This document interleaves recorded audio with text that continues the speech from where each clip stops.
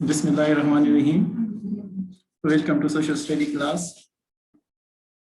Open your social study book. Open page number 3rd. सबने book open कर ली? Okay, let's start. Last page निकाली chapter 1 का, page number 3 पर है. Previously हमने स्टडी किया था physical features of the Muslim world के बारे में, ठीक है. उसमें हाईलैंड्स के बारे में पढ़े थे, ठीक है. माउंटेनियस रीजन्स के बारे में हमने पढ़ लिया था. अब लास्ट पैराग्राफ में आ जाए हम रिवर्स के बारे में और डिफरेंट फिजिकल और फीचर्स के बारे में पढ़ेंगे. Now let's start. In these desert areas apart from a few oases, little or nothing grows except very tough plants which can survive in such harsh conditions. Desert in these deserts area, इन्हीं सहराई इलाकों में, desert mean सहरा, ठीक है, लिख लियो रेगिस्तान, areas mean इलाके, apart mean इसके अलावा, from a few oases mean नेहलिस्तान. अब मैं इसके बारे में आपको समझा रहा हूँ कि ओएसिस क्या होते हैं. इसकी मीनिंग है, इट्स उर्दू मीनिंग इज नेहलिस्तान. Okay. Little or nothing grows except very tough plant. यहाँ पर डिजर्ट्स एरिया में, मतलब नेहलिस्तान के अलावा सहरा में क्या है, लिटिल मीन कम तादाद में, और नथिंग या नहीं उगते, ग्रोस उगना, ठीक है, एक्सेप्ट के अलावा. किसके अलावा? Very tough plants. यहाँ पर टफ प्लांट्स सख्त पौधे उगते हैं, ठीक है. विच कैन सर्वाइव इन सच, जो जिंदा रहते हैं, सर्वाइव मीन जिंदा रहना, ठीक है.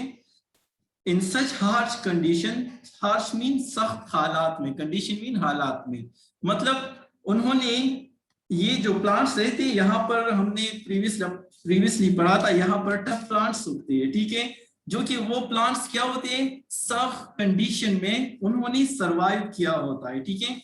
Now look at what is mean by oasis. Okay,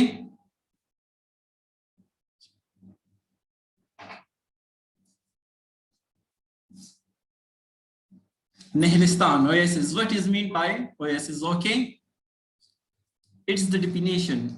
Its Urdu meaning is Nehlistan. Now its definition is a fertile spot in a desert where water is found.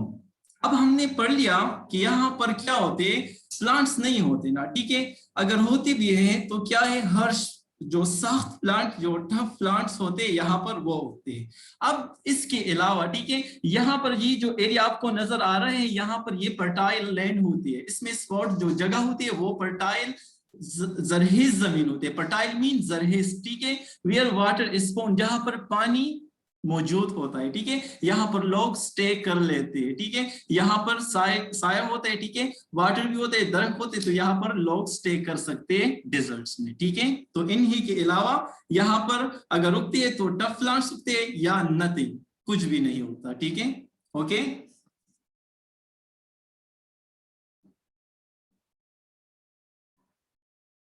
let's start. Third line. These can provide. Now it's about the tough plant. Okay, it's the explanation of tough plant. These tough plants provide food only for the hardiest sheep and goats, usually kept by nomadic or semi-nomadic people who wander with their flocks and herds in search of pasture. अब यहाँ पर क्या है, अब हमने हर जो tough plants के बारे में पढ़ लिया. तो ये क्या करते हैं, ये टफ प्लांट्स जो रेगिस्तान में उगते हैं, these can provide food, ये चारा प्रोवाइड करता है, क्या, पास्चर, जो चारा प्रोवाइड करता है, किसके लिए, हार्डिएस्ट शीप. यहाँ पर जो शीप्स और गोट्स भी होते हैं ना, वो सख्त किस्म के होते हैं.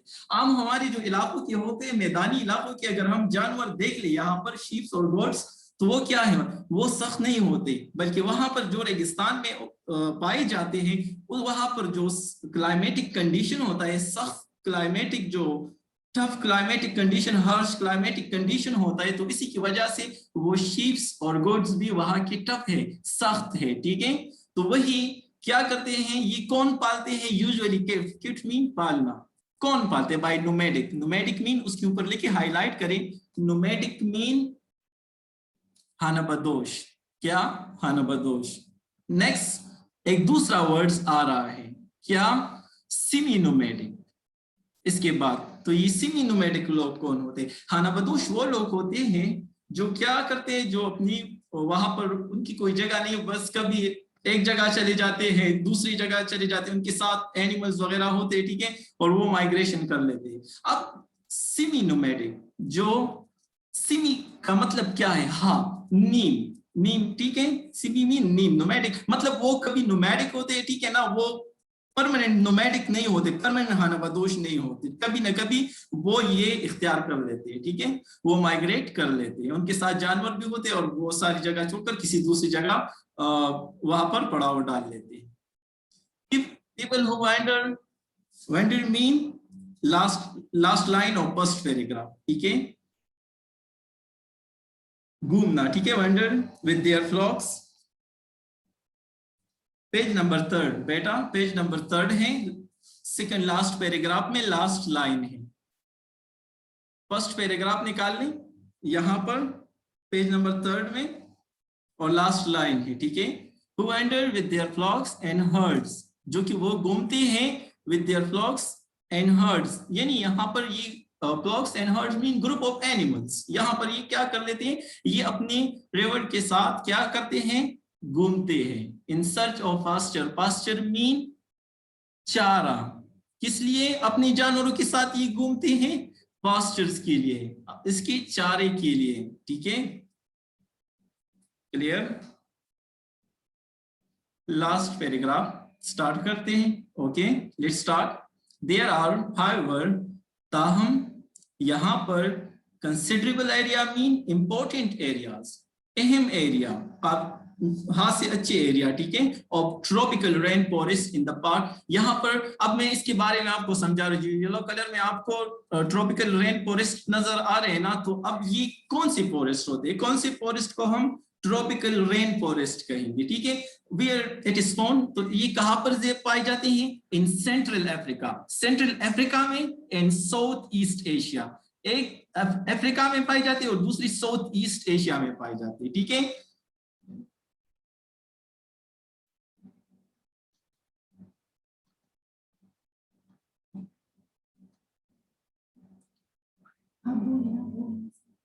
अब मैं आपको समझा रहा हूं कि ट्रॉपिकल रेन फॉरेस्ट क्या है, ठीक है। अब ये देख लें, ये आपको ग्लोब नजर आ रहा है, ठीक है, ये अर्थ है आपको नजर आ रहा है, ठीक है। अब यहां पर आप देख लें, यहां पर आप देख लें एक लाइन है जो 0 डिग्री से स्टार्ट है, देख लें ये 0 डिग्री से स्टार्ट है, यहां पर आपको नजर आ रहा है, ठीक है, ये कलर, तो वो लाइन जो अर्थ को 2 हेमिस्फीयर में डिवाइड करता है, 2 इक्वल पार्ट्स में डिवाइड करता है, उस लाइन को हम क्या कहेंगे, इक्वेटर। मतलब कौन से पार्ट्स में, नॉर्दर्न हेमिस्फीयर में, मतलब नॉर्थ पोल में, और नीचे सदर्न हेमिस्फीयर में यानी साउथ पोल में, तो उस लाइन को हम क्या कहेंगे, इक्वेटर कहेंगे। That line which divide the earth into 2 hemisphere, one is northern hemisphere and another is southern hemisphere, that line is known as equator। clear, equator की समझ आ गई ना। अब यहां पर देख ले, इक्वेटर 0 डिग्री से अगर हम फिर नॉर्थ ऊपर की तरफ जा रहे हैं ना, तो यहां पर डिग्री 1 2 3 4 5 6 7 अप टू 23 यहां पर आप देख सकते हैं 23.5 नॉर्थ ट्रॉपिक ऑफ कैंसर। तो यहां पर जब 23.5 तक आ जाए तो ये ट्रॉपिक ऑफ कैंसर है। बिल्कुल उसी तरह 0 से साउथ की तरफ आ जाए, डाउनवर्ड्स 0 1 2 3 अप टू 23.5, उसी तरह उतनी ही फासले पर, ठीक है, जितना हमने नॉर्थ की तरफ किया था उतना ही साउथ की तरफ, ठीक है। ऊपर वाले को ट्रॉपिक ऑफ कैंसर कहेंगे, नीचे वाले को ट्रॉपिक ऑफ कैप्रिकॉर्न। अब ट्रॉपिक ऑफ कैंसर और ट्रॉपिक ऑफ कैप्रिकॉर्न के दरमियान जो रेड इलाका नजर आपको आ रहा है ना, ट्रॉपिक, ये ट्रॉपिकल जोन है, ये ट्रॉपिकल इलाके हैं। क्लियर ना? अब हमारे साथ क्या है, यहाँ पर आपको ट्रॉपिकल रेन फॉरेस्ट के बारे में बताए जाते हैं। तो नाम से जाहिर है बेटा, आप लोगों ने कंफ्यूज नहीं होना है, नाम को देख लेना। नाम क्या है? ट्रॉपिकल रेन फॉरेस्ट है। मतलब ट्रॉपिक क्या होंगे? वो फॉरेस्ट जहां ये ट्रॉपिक एरिया में पाए जाते हो, वो फॉरेस्ट जो इन्हीं रेड एरियाज में पाए जाते हो, ठीक है, तो ये ट्रॉपिकल होंगे। ठीक है, रेन फॉरेस्ट होंगी तो यहाँ पर क्या होती है, यहाँ पर रेन ज्यादा होती है, तो इसलिए ये ट्रॉपिकल रेन फॉरेस्ट है। और ये कहाँ पर पाए जाते हैं? ये सेंट्रल अफ्रीका में पाए जाते हैं, ठीक है, और साउथ ईस्ट एशिया में। क्लियर?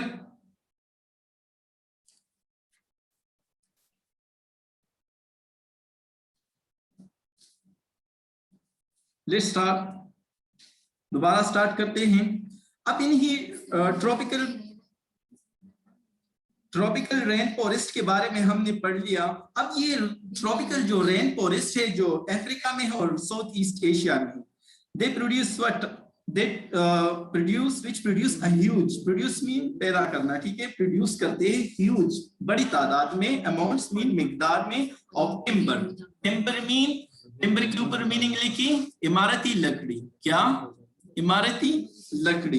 इन यहाँ पर जो पौधे पाए जाते हैं ट्रॉपिकल रेन फॉरेस्ट में, तो वो उन्हीं दरख्तों से हम इमारती लकड़ी भी हासिल कर सके। And tropical forest products such as, और उनकी प्रोडक्ट्स क्या होती है, इनसे हम और क्या चीजें हासिल करते हैं, सच एज रबर, रबर भी हासिल करते हैं, एंड ट्रॉपिकल फ्रूट्स, और यहाँ पर ट्रॉपिकल फल जो पाए जाते हैं वो भी इन्हीं दरख्तों से हम हासिल करते हैं। Clear? Next, in other countries good farm crops are, good farm crops mean अच्छे फसले, ठीक है ना। यहाँ पर दूसरी कंट्रियों में अच्छे फसले हम हासिल कर सकते हैं, वो प्रोड्यूस कर सकते हैं। कहाँ पर? इन द वैलीज, वैलीज को हाईलाइट करें, वादी, ठीक है, वैलीज। इन्हीं दूसरी कंट्रियों में जो ये वैलीज है, कौन सी वैली? जहां पर ग्रेट रिवर्स है, 4 रिवर्स है, ठीक है, हमारी मुस्लिम वर्ल्ड की 4 इंपॉर्टेंट रिवर्स है, इन्हीं के जरिए ये क्या हासिल की जाती है, गुड फार्म क्रॉप्स, जो कि अच्छी फसलें हासिल की जा सकती है। इसके जरिए पाशी की जाती है, पानी मिल जाता है, ठीक है, बड़ी मिकदार में, तो इसी वजह से good farm crops are produce. First है नाइल, सेकंड है Tigris, third one Euphrates, fourth one Indus. अब हम 1 बाय 1 पढ़ेंगे। नाइल किधर है, टाइग्रिस किधर है, यूफ्रेटिस किधर है, और इंडस किधर है, ठीक है।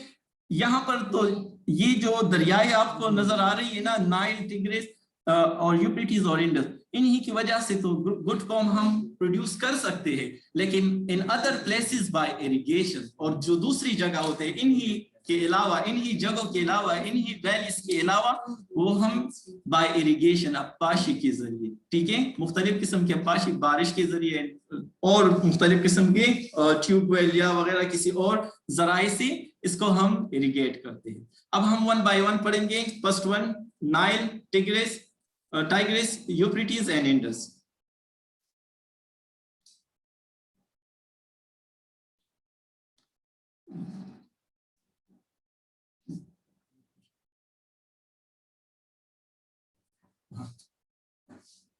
अब फर्स्ट वन रिवर नाइल पढ़ते हैं। रिवर नाइल उर्दू में उसकी क्या मानी है, मतलब नेम क्या है उर्दू में इसका? दरिया नील, ठीक है। आप इसमें देख सकते हैं स्क्रीन पर दरिया नील, रिवर नाइल है, आपको नजर आए तो ये स्टार्ट कहाँ से है? ये दुनिया में वो वाहिद दरिया है, it's the only one reverse that flow from south towards north, ठीक है, जो कि युगांडा से स्टार्ट है, ठीक है, युगांडा, फिर साउथ सूडान में जाता है, साउथ सूडान से फिर सूडान में, ठीक है, और फिर इजिप्ट में, और इजिप्ट से फिर मेडिटेरेनियन सी में गिर जाते हैं। क्लियर? तो ये रिवर नाइल है जो कि मुस्लिम वर्ल्ड की इंपॉर्टेंट दरिया, और ये लॉन्गेस्ट रिवर भी है, ठीक है, लॉन्गेस्ट रिवर है, इसकी लेंथ क्या है अपने साथ लिख लिए बुक पर, 6700 किलोमीटर लेंथ है इसकी, ठीक है, 6700 किलोमीटर रिवर नाइल की लेंथ है। समझ आ गई इसकी? इन्हीं इंपॉर्टेंट दरियाओं की वजह से यहाँ पर गुड फॉर्म ऑफ क्रॉप्स हम प्रोड्यूस कर सकते हैं। नेक्स्ट, टाइग्रिस, रिवर टाइग्रिस, दरिया दजला। क्या टाइग्रिस मीन? दरिया दजला। अब ये कहां पर है, ठीक है, ये दरिया दजला टाइग्रिस, तो ये तुर्की में भी है। आप देख सकते हैं यहाँ पर ये लाइन आपको जो नजर आ रहे हैं, ये लाइन आपको नजर आ रहे हैं, ये दरिया दजला है। क्या है? दजला। यहाँ पर पर्शियन गल्फ में गिर जाती है इसकी पानी, ठीक है। तो टर्की में भी है और इराक में भी है, ठीक है। नेक्स्ट वन,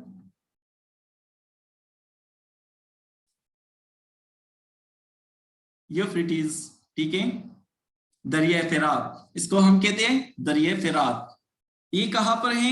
ये सीरिया, आप देख सकते हैं सीरिया में भी है ये, ठीक है, और फिर इराक में भी है, ठीक है। इसके पानी इराक में आ जाती है और फिर ये भी पर्शियन गल्फ में गिर जाते हैं। तो ये सारे क्या है? मुस्लिम वर्ल्ड के इंपॉर्टेंट रिवर्स हैं।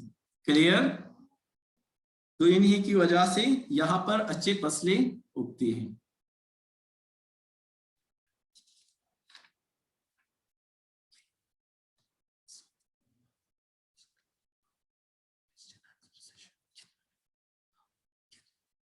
जिनका जो क्वेश्चन है बताएं कि हम उनको अनम्यूट करें। क्वेश्चन अगर किसी के हो तो वो पूछ सकते हैं बेटा, ठीक है। क्वेश्चन आंसरिंग, ठीक है। हबीबा आप क्वेश्चन पूछ ले। सर ये थर्ड रिवर को उर्दू में क्या कहते हैं?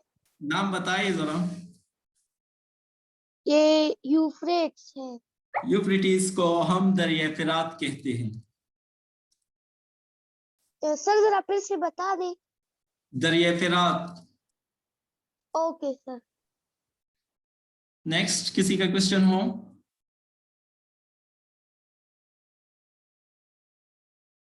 इस पेज पर है, पेज नंबर 3 पर है ना बेटा?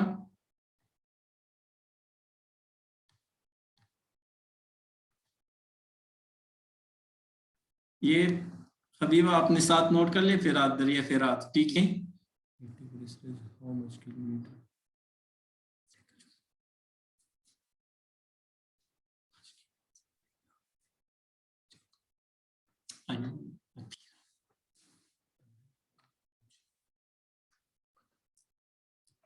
अभी आप क्वेश्चन पूछ लें।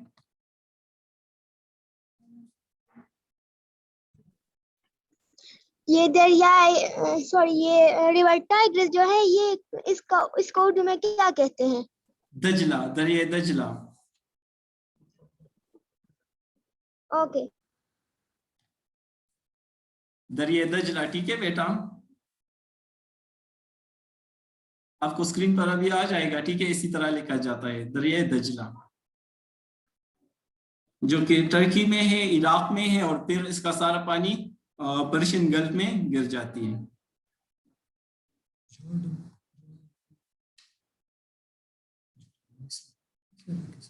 कंट्री जॉर्डन कंट्री नेम है, ठीक है। तो अभी इसका कोई ताल्लुक नहीं है इसी लेक्चर से, ठीक है। और टर्की में से है।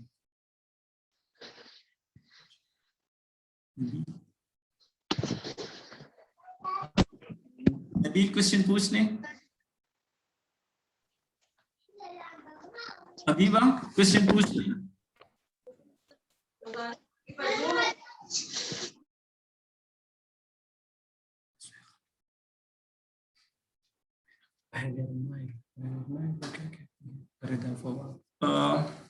रेदा, रिवर नाइल को दरिया नील कहते हैं।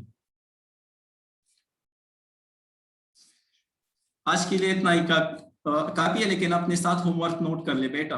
ठीक है, होमवर्क में आप क्या करेंगे,